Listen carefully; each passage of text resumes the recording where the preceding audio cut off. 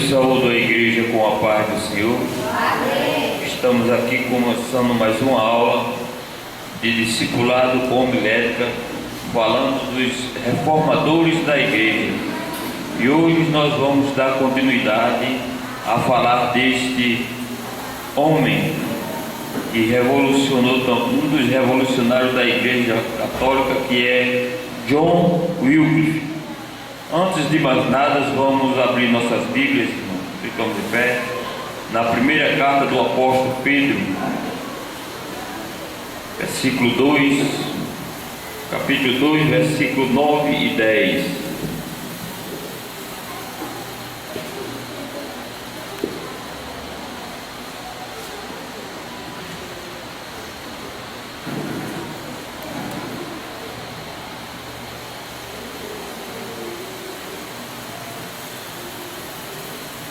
Amém.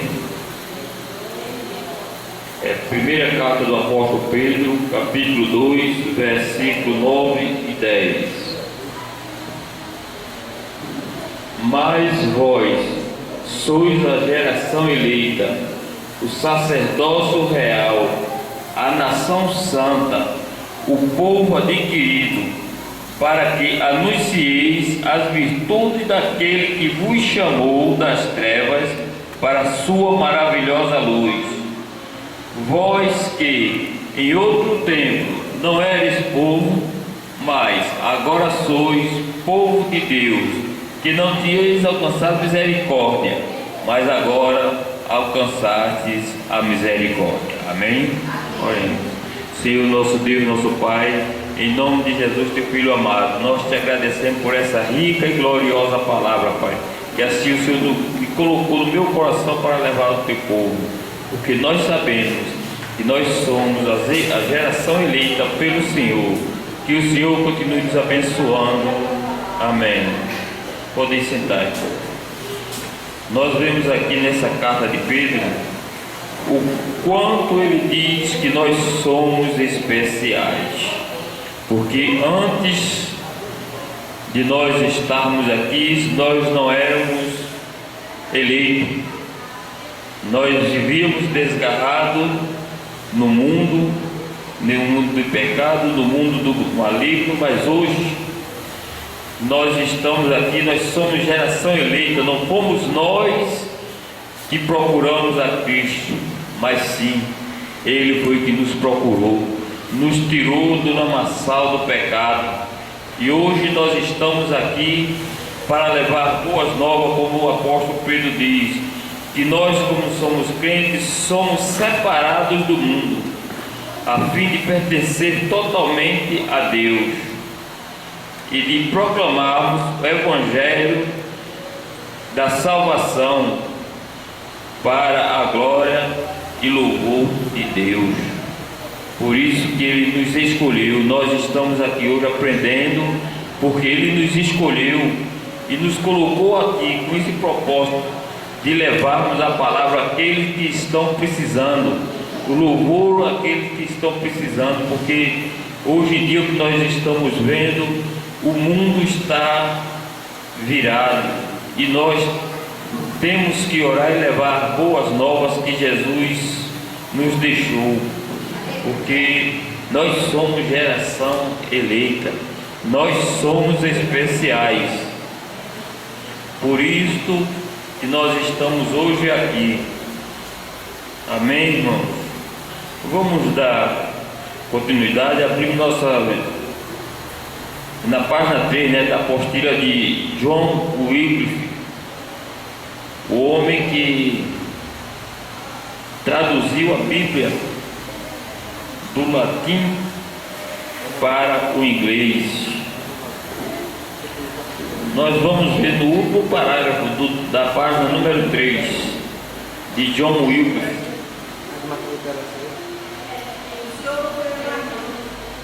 Não, porque não tem tempo, a gente estava quebrada lá. Vamos ler. Apesar do empenho da hierarquia eclesiástica em destruir as traduções em razão do que consideravam como erro de tradução e comentários equivocados, ainda existe ao redor de 150 manuscritos parciais ou completos, contendo a tradução em sua forma revisada. Disso podemos inferir o quão difundida está essa tradução. Foi no século XV, razão pela qual os partidários de Wycliffe eram chamados de homens da Bíblia por seus críticos. Assim como a versão de Lutero teve grande influência sobre a língua alemã, também a versão de Wycliffe influenciou o idioma inglês pela sua clareza, força e beleza. Nós vemos aqui, irmãos, que quando este homem traduziu a Bíblia do latim para o inglês, ele influenciou também até no dialeto do povo inglês, da palavra do povo inglês. Muitas vezes nós vemos as pessoas falar palavras que muitas vezes não sabem nem o que é que significa. Coloca uma camisa com significados que eles não conhecem, mas com a tradução da Bíblia, que o povo começou a ler, o povo inglês começou a ler a Bíblia, começou também a modificar o seu dialeto, começou a melhorar sua dicção, porque, como se diz, quem não lê, mal ouve, mal fala e mal vê. Porque por isso é que os homens, os doutores da lei dizem que a pessoa que não procura ler, o desempenho dele para falar, traduzir alguma palavra, se torna mais devagar. A Bíblia de Wycliffe, como passou a ser conhecida, vai aqui a página 4, a última página, em cima, a última página da apostila de Wycliffe. John Wycliffe, é a segunda apostila. Página 4. É a página 4. Tá, é o último parágrafo que começa aí em cima, né? A Bíblia de Wycliffe, fica antes de Wycliffe e o Lolatus.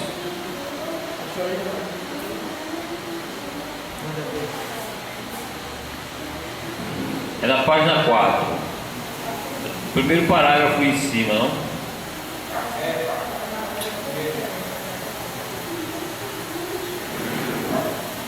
Até ele dos reformadores, dos pais da igreja, não? Ela está falando dos pais da igreja, ela não é de Wycliffe, né? Dos reformadores, não. Essa também é de, essa daí também é dos pais da igreja. É porque ela está dando dos reformadores da igreja.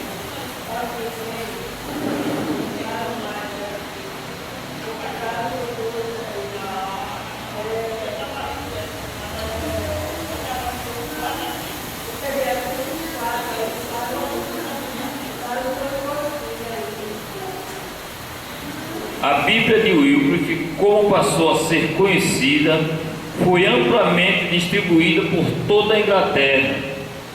A igreja a denunciou como uma tradução não autorizada.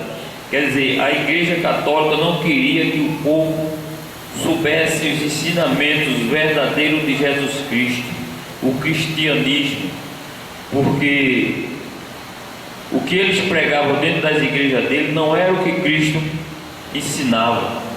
Por isso que a igreja católica perseguiu tanto o povo cristão, porque os ensinamentos de Cristo eram totalmente ao contrário daquilo que a igreja católica pregava. Vamos ver esse tópico: Wycliffe e os Lollardos.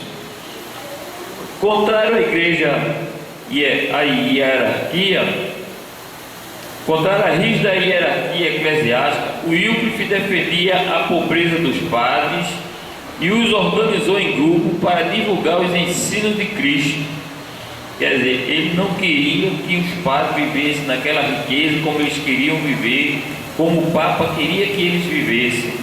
Eles queriam os padres pobres, que era para ensinar a Cristo, que o que Cristo ensinou não foi riqueza, ele era humilde. andava pelos cantos, pelas cidades, pregando não a riqueza, mas sim a humildade. Esses padres, mais tarde chamados de Lollardos, não faziam votos nem recebiam consagração formal, mas dedicavam sua vida a ensinar o Evangelho ao povo. Quer dizer, esses daí também já foram alguns que se tornaram contrários aos ensinamentos da Igreja Romana, os ensinamentos do Papa, porque eles não tinham interesse que o povo fosse evangelizado com a palavra de Cristo. E era isso que o Wycliffe debatia para os padres, separou esses padres para levar a palavra de Cristo ao povo. Estes pregadores itinerantes espalharam os ensinos de Wycliffe pelo interior da Inglaterra, agrupados 2 a 2, de pés descalços, usando longas túnicas e carregando o cajado nas mãos. Era como faziam os pastores da igreja primitiva, né? Andavam pregando o Evangelho, descalço, com o seu cajado na mão, que é o sinal do pastor, levando o Evangelho por toda a Inglaterra. Aqui ele preferiu que o interior, os camponeses, as pessoas menos esclarecidas que viviam trabalhando para o rico, e seus bens eram depositados na Igreja Católica, e eles muito mal teriam direito à comida. Aí quando chegou a palavra de Deus a esse povo, foi quando começou a verdadeira perseguição ao Wycliffe. Como vemos aqui, em meados de 1381, uma insurreição social amedrontou os grandes proprietários ingleses, e o rei Ricardo II foi levado a crer que os Lollardos haviam contribuído com ela. Ele ordenou à Universidade de Oxford, que havia sido reduto de líderes insurretos, que expulsasse o Wycliffe e seus seguidores, apesar destes não haverem apoiado qualquer movimento rebelde. O rei proibiu a citação dos ensinos de Wycliffe em sermões e mesmo em discussões acadêmicas, sob pena de prisão para os infratores. Quer dizer, quando o povo descobriu que estava sendo enganado pela Igreja Católica, se rebelaram contra os patrões, contra o rei, porque o povo descobriu que todas as riquezas que eles estavam produzindo não era nem para o rei, sim para a igreja. Por isso que houve essa rebelião, mesmo sem o apoio dos pregadores, mas o povo se uniu. Por isso que aqui ele começou a ser proibido os sermões dele. Por quê? Porque ele estava orientando ao povo do cristianismo, do amor de Cristo, e ele sendo enganado por uma falsa doutrina que era a pregação dos padres, que viviam, as igrejas só viviam dos bens.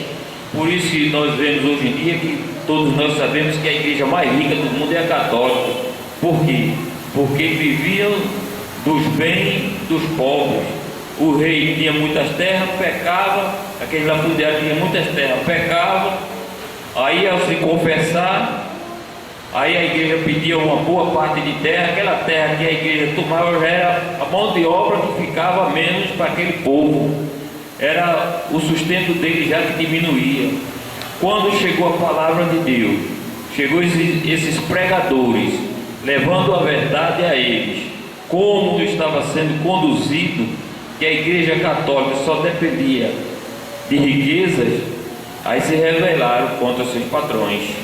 Aí foi quando houve a intervenção do rei para que proibisse todo tipo de movimento. É como nós hoje vemos algumas situações quando a pessoa se rebela contra uma autoridade, é logo expulso, né, daquela instituição. Vamos ver o que foi que o Wycliffe deixou para nós. Wycliffe então se retirou para sua casa em Lutterworth, onde reuniu sábios que o auxiliaram na tarefa de traduzir a Bíblia do latim para o inglês. Enquanto assistia à missa em Lutterworth, no dia 28 de dezembro de 1384, foi acometido por um ataque de apoplexia, falecendo 3 dias depois, no último dia do ano. Quer dizer, ele teve um ataque assistindo à missa, né? Eu acho que foi a última vez que ele viu um padre na vida dele, porque ele foi acometido e morreu 3 dias depois. A influência dos escritos de Wycliffe foi muito grande em outros movimentos reformistas, em particular sobre o da Boêmia, liderado por Jan Hus e Jerônimo de Praga. Para frear tais movimentos, a Igreja convocou o Concílio de Constança entre 1414 a 1418. Um decreto deste concílio, expedido em 4 de maio de 1415, declarou o Wycliffe como herético, recomendou que todos os seus escritos fossem queimados e ordenou que seus restos mortais fossem exumados e queimados, o que foi cumprido 12 anos mais tarde pelo Papa Martinho V. Suas cinzas foram jogadas no rio Swift, que banha Lutterworth. Quer dizer, eles, a Igreja Católica, com medo que o povo, as gerações vindouras, começassem a ler esses manuscritos de Wycliffe, que pregava contra as coisas que aconteciam dentro da Igreja Católica, ele mandou queimar todos os manuscritos. Mas na apostila maior diz que esses manuscritos foram muitos também, foram escondidos, foram até, como se diz, contrabandeados para outras nações, para que não se acabasse. Quando os navios chegavam para se carregar de mercadorias, o pessoal no fundo do saco colocava esses manuscritos para que fosse espalhado pelo mundo. Por isso que hoje nós temos a Bíblia de Wycliffe aqui em nosso país, tem uma Bíblia de Wycliffe, ainda temos o dicionário. Por quê? Porque a Igreja Católica não conseguiu queimar tudo, porque o povo que vivia com ele sabia da necessidade do mundo ouvir o Evangelho. Aí o que era que eles faziam? Quando eles estavam ensacando os alimentos, ele colocava os manuscritos dentro do saco para poder seguir para outras nações.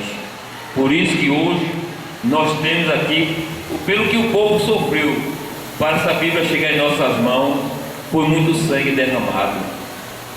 Hoje nós damos graças a Deus por ela estar em nossas mãos, em várias traduções, em várias linguagem e em vários idiomas, porque o que esse povo passou, esse mesmo, essa Bíblia dele para chegar até nós foi contrabandeado, como diz os historiadores, ela foi contrabandeado, que saíram escondidas de lá da Inglaterra para alcançar outros países, outros povos, para que o Evangelho fosse proclamado a todas as nações, porque não é fácil. Hoje nós damos graças a Deus que em qualquer lugar nós podemos pregar o Evangelho.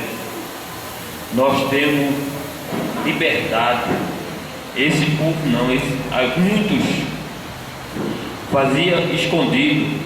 Esse aqui, quando ele saiu para pregar, você vê que ele saiu para pregar no interior, de 2 em 2, quer dizer, não era nem muitos, era de 2 em 2 para não chamar a atenção, levando a palavra no interior aos camponeses, que o Wycliffe é considerado como o pregador dos camponeses, que ele olhava mais o lado da pobreza, enquanto a Igreja Católica olhava só o rico, ele olhava só os pobres, os mais necessitados.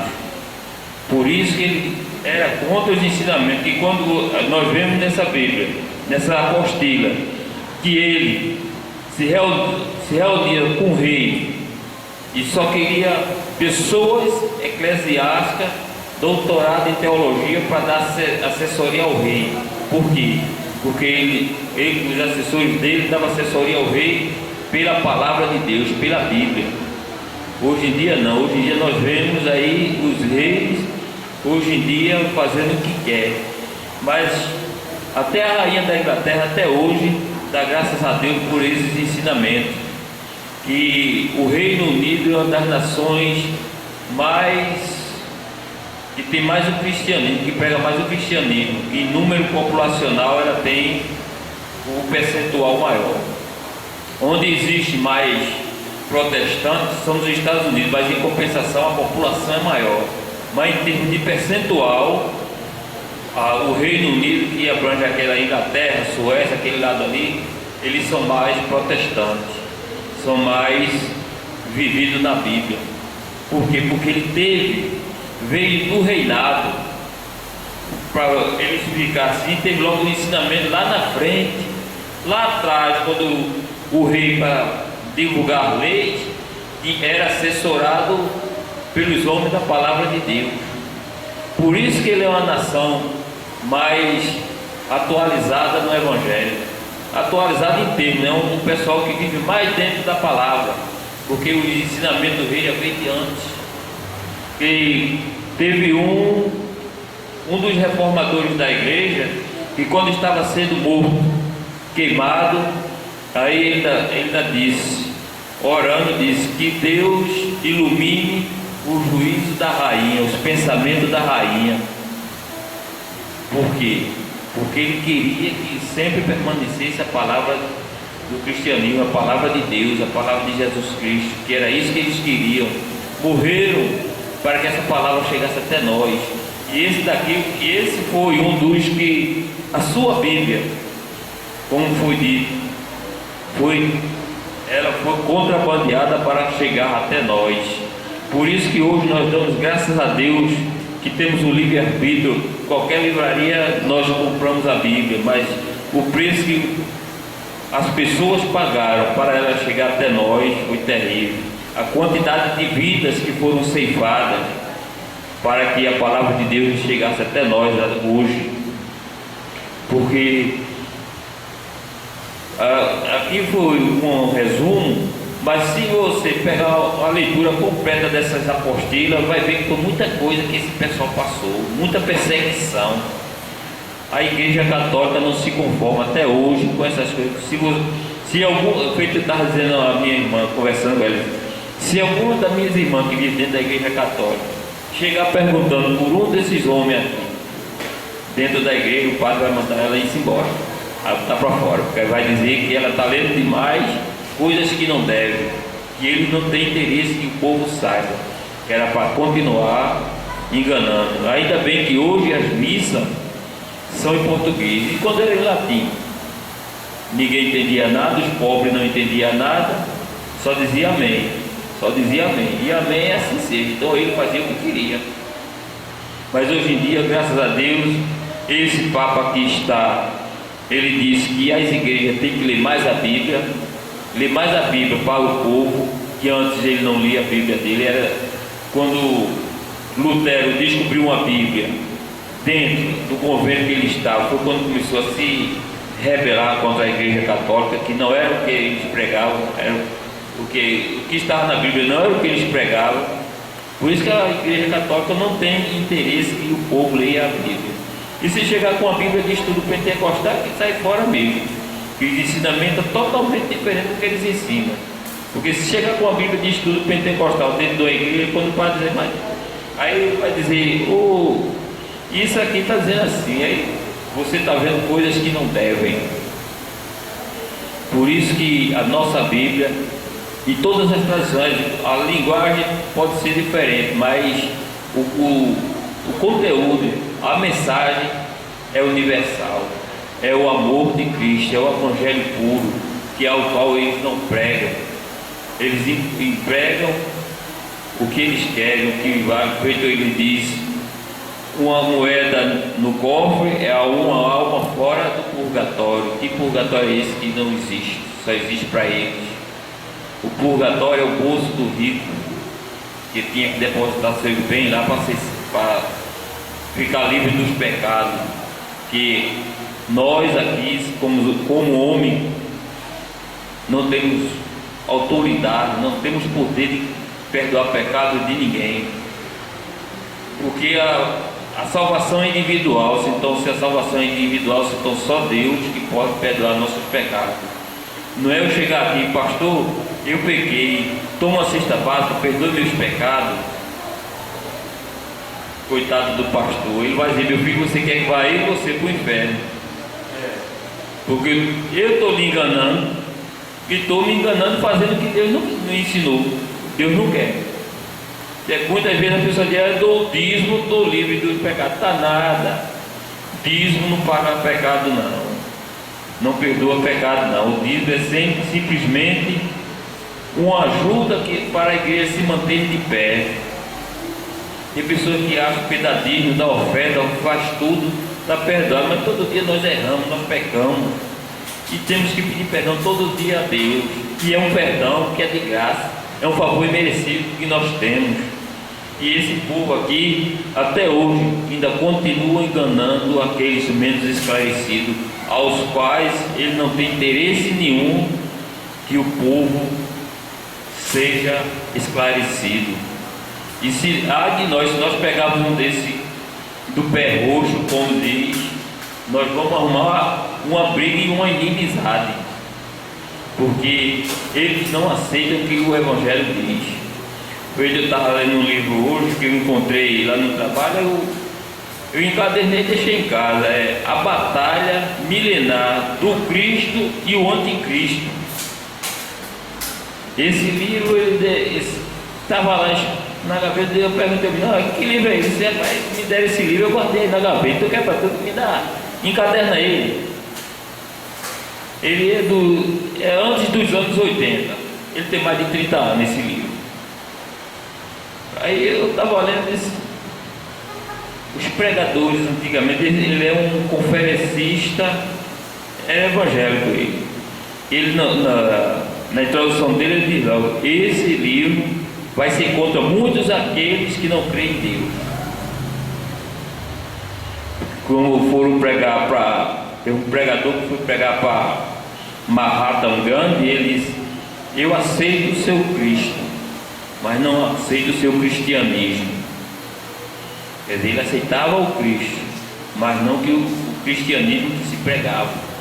Quer dizer, existem muitas coisas ainda que o mundo prefere ler de que ler uma Bíblia, de que ler o Novo Testamento. Por quê? Porque eles se perdem, o mundo está assim porque ele não tem interesse de buscar a verdade. Porque esses advogados, esses juízes de hoje que vendem sentença, uma coisa eu garanto: ele tem que ler a Bíblia, mas ele não vive a Bíblia. Ele sabe que aquilo que estão fazendo é errado. Feito essa semana foi preso, sábado foi preso um advogado em Caruaru que estava influenciado no tráfico de droga.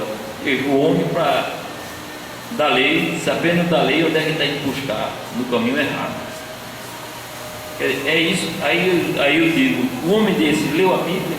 Ele leu, porque a gente lê, mas não estudou.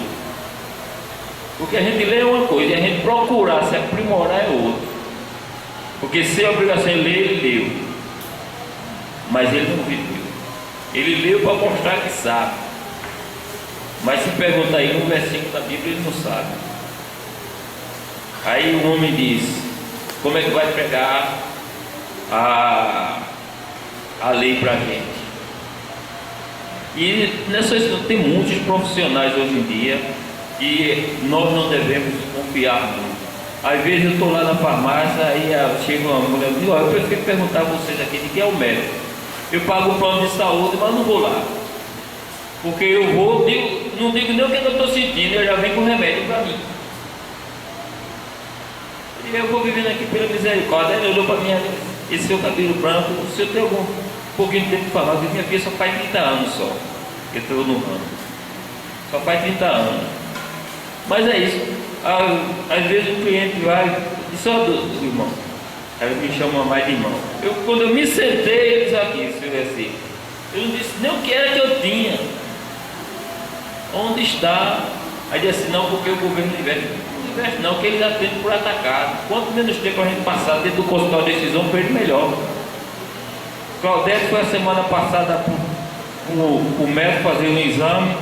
Aí a doutora começou a falar, deu logo um carão em Carol com um fonezinho de ouvido. Eu disse, para que isso? Tu está sabendo o que é que isso provoca? Tua mãe está sofrendo de audição por causa disso. Não foi por causa disso que ela não usou, mas isso vai te deixar muda daqui a uns anos. Ela disse, a primeira coisa que a doutora fez foi dar um carão em Carol, que estava com um fonezinho de ouvido no celular. E disse, isso aí você está acabando com você. Aí Claudete disse que ela perguntou, aí ela disse, muita gente não gosta de vir falar comigo, porque eu demoro muito. Claro, ela tem que demorar a saber qual é a razão da tua doença. Não chega, tu tem o quê? O médico hoje em dia não sabe nem o que é que você tem, é uma virose, toda doença é uma virose. Mas não diga que virose é. Mudaram agora o nome da dengue para chikungunya. Por quê? Porque o governo não tem interesse que seja divulgado que é dengue, que é para não espantar os turistas. Mas tudo é dengue. Ele muda o nome, mas não muda a doença. Simplesmente ele mudou o nome para quê? Para não espantar os turistas. Isso foi dito lá dentro do Conselho Regional de Medicina. Aí quando chega a doença, vai para a UPA, aí isso é uma virose, tome isso e vai-se embora. É saúde. E não é só no posto público não, no particular também. No particular o médico ele tem a obrigação de atender 10 pacientes em 1 hora. Ele vai atender o quê? Vai ouvir o quê? É você se sentar e dizer, doutor, estou com dor de cabeça, é uma virose, vá-se embora. A gente estamos entregue à mão desses homens. Por isso que nós temos que agradecer a Deus de estarmos aqui com saúde. Porque agradecer mais ainda quando nós precisamos de um médico, ele parar para nos ouvir. Precisar de uma pessoa para parar para nos ouvir.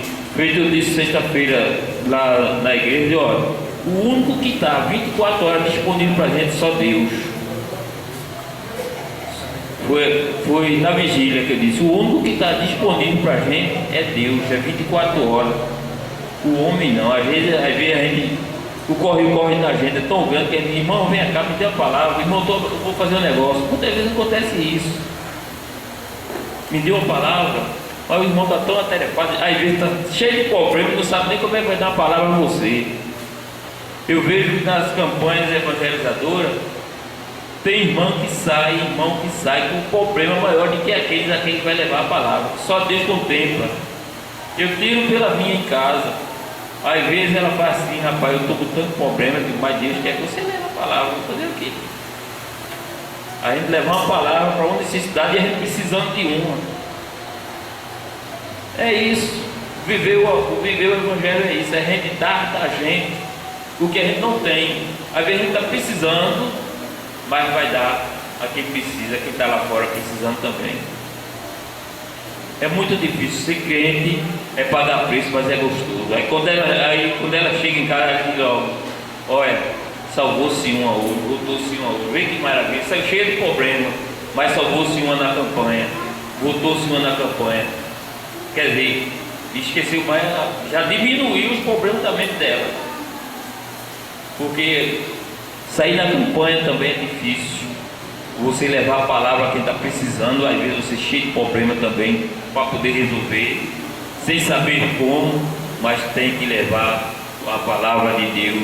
E esses homens aqui, eles tinham problema, mas o dever dele era o quê? Ele colocou o desejo dele levar o Evangelho ao povo, a verdadeira palavra, aquilo que o povo estava necessitado. Que esse daqui, ele não se preocupou com o povo, ele dizia, não, vou levar para o interior, para aqueles menos esclarecidos, que eles estão sendo enganados pela igreja. É isto que nós hoje estamos aprendendo, que se nós formos fazer o discipulado da fora, nós não vamos ter essa oportunidade de saber. Muitas vezes as pessoas dizem, mas o crente é assim, o crente é diferente. A obrigação do crente está cheio de problema, é levar a palavra. Às vezes está difícil, é espinhoso, mas é gostoso, porque o fruto é melhor. E nesse livro mesmo que eu estou lendo, tem muitas passagens bonitas. Olha, a gente vai pregar, quando sai para pregar, vai evangelizar. O bom é quando a gente retorna com aquele alívio dentro de si, porque nós hoje somos felizes que nós temos tudo iluminado, podemos levar a palavra a qualquer um. Aí hoje o menino, foi ontem, o menino chegou para mim e disse: eu estava assistindo em carro de novo, que o cara foi evangelizar o rapaz e foi assassinado. Digo: sim, Deus tem misericórdia dele. Agora, qual foi a expressão que ele usou? Que hoje em dia evangelizado é para todo mundo, não. Ou está preparado ou é melhor não sair. Porque tem um menino que trabalha comigo e disse: olha, irmão, tem um pastor lá na rua que eu moro, que quando ele sai para evangelizar, se a pessoa não aceitar o evangelho, diz que a pessoa vai para o inferno. Quando ele sai com a campanha dele, todo mundo se esconde. Pode ser uma palavra dessa que ele diz para uma pessoa que já está perdida no mundo: que se tu não sair dessa vida, tu vai para o inferno. Ele disse: no inferno já tu também vai, não tem nada a perder. Às vezes a gente tem que ter até a sabedoria de levar a palavra. Graças a Deus que aqui tem o nosso pastor que orienta, sabe como é que se deve tratar essas pessoas.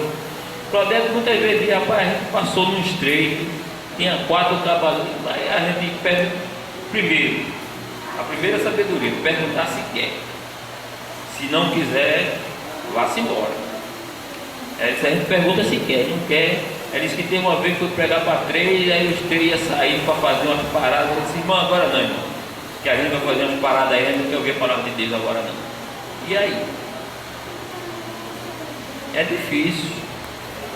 Eu não sei, mas quando ela chega, ela diz tudo a mim. Os estreitos que passam na rua para levar a palavra. Então a gente tem, até para levar a palavra, tem que ter sabedoria. Eu estava uma vez na parada do ônibus lá no Joana Bezerra, de frente do fora, tem um irmão que ele vende pipoca. Aí ele chegou para mim e perguntou: irmão, se eu for pregar dentro do ônibus, a pessoa mandando um cara, você tem que se calar. Primeiro, para você levar a palavra, pergunta se eles querem ouvir. Porque ele disse, aí o outro menino veio: uma vez eu vim do interior, o menino morrendo de febre e o cabo gritando dentro do ônibus, o menino doente no meu colo. Eu pedi para ele: ô abençoado, dá para baixar mais o tom da tua voz, que a criança está dormindo. Aí foi que o cabo levantou a voz. Aí, quer dizer, isso é sabedoria, não é? Quer dizer, se uma criança está doente, ele, qual é o dele? Já que ele é um pregador, vamos fazer uma oração pela sua criança? Ele não está doente? Vamos fazer uma oração? Aí não, o cabo aumentou mais ainda a voz. É que são essas coisas, às vezes, que a igreja fica perseguida. Porque às vezes as pessoas saem para pregar sem ter o discernimento, sem ter a sabedoria. A igreja passa estreito, passa por causa dessas pessoas dizer assim: não, você vai evangelizar. Sim, mas está preparado para evangelizar? Sabe como é que vai levar a palavra? Esse é que é o problema. A igreja já é perseguida. E saiu uns desses, uns abençoados desses, sem instrução nenhuma de como pregar. Vai ser escarnecido o nome de Deus, o nome da igreja. Que quem está ali não está com a placa da igreja na testa. Então é todo o crente. Quem está ali não está com a placa da igreja na testa de dizer de onde é, não. É todo ele. Por quê? Porque muitas vezes as pessoas saem para evangelizar sem ter discernimento de o que vão. Um dia de domingo, se sair na campanha para evangelizar, você vai para o bairro evangelizar para quê? Vai ser escarnecido. Aí já está todo mundo embriagado, cheio de droga. Aí você vai levar para. Você vai ouvir o que não quer. Mas que Deus continue nos abençoando, irmão. Para a semana a gente começa por esse outro cidadão aqui, Erasmo de Roterdão, também que foi outro homem que foi outro, mais um perseguido pela Igreja Católica por não aceitar as suas pregações, os seus dogmas, né? Que, como eles dizem, né? Porque para eles o verdadeiro evangelho é o dele. O Cristo é aquele que está lá, a imagem que está lá pregada na parede dele, não o Cristo vivo que está nos falando 24 horas por dia. Quando nós abrimos nossa Bíblia, nós vamos para a doutrina do Pai Eterno. E assim, doutrina abre a Bíblia que tu viu que é uma doutrina boa. Vai buscar uma palavra, às vezes a gente abre a palavra e diz, eu quero uma palavra. Aí quando pensa numa palavra de conforto, vem logo uma de conserto. Aí, mas eu não queria ouvir isso, não queria ler isso. Não, mas Deus está mandando tu ler isso, que é para tu te consertar. E tem pessoas que vêm para a igreja só para ouvir bênção, bênção. E como eu estou para receber a bênção de Deus? Será que eu estou preparado? Muita gente às vezes quer a bênção, mas quando recebe a bênção esquece de Deus. Aí Deus não dá. Mas eu oro tanto e Deus não me dá. Deu a irmãzinha assim, a irmãzinha estava meia farrapando, mas se consertou, ouviu a palavra de conserto, se consertou e recebeu, está dando o culto de ação de graça dela. E tu orasse tanto, mas não te consertasse. É por isso que às vezes, muitas vezes, Deus não nos dá a nossa bênção, por causa nós é que impedimos a bênção de Deus na nossa vida. Que Deus quer dar, Ele está lá de mão aberta para dar a gente.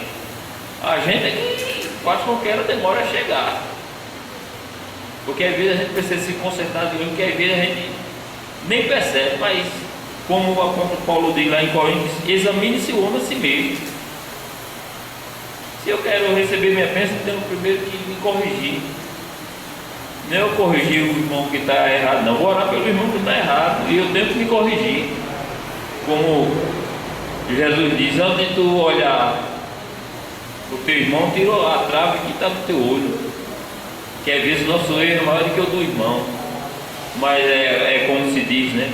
Para os outros nós somos juízes, para a gente nós somos advogados. E a gente às vezes comete o mesmo erro do irmão e a gente arruma de logo. Mas é esse mais é que nos prejudica. Porque o outro irmão está errado e a gente quer estar certo. A gente arruma logo a desculpa, mas esse é que é o nosso grande problema. E que Deus continue nos abençoando.